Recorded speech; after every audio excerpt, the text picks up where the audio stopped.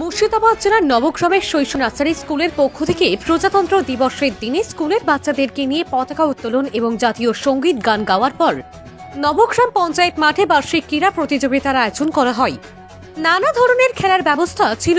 খেলা শেষে বিদ্যালয়ের ছাত্রছাত্রী, শিক্ষক শিক্ষিকারা ও অভিভাবক ও অভিভাবিকা মিলে প্রায় 1200 জন একসাথে শীতের রোদে বসে ঘুগনি ও মুড়ি খেতে বসে।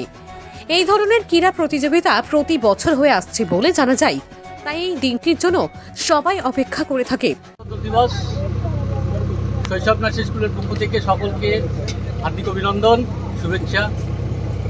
আজকে আমরা এখানে আমাদের প্রতি বছরের মতো বার্ষিক ক্রীড়া প্রতিযোগিতার আয়োজন করেছি।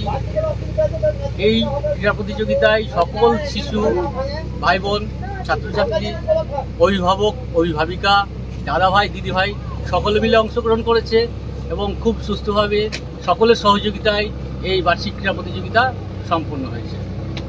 ধন্যবাদ। আমি মানব মণ্ডল, শৈশব নার্সারি স্কুলের প্রধান দাদাভাই। নবগ্রাম থেকে বলাই প্রামাণিকের রিপোর্ট, KTN 5 গ্রাম নিউজ।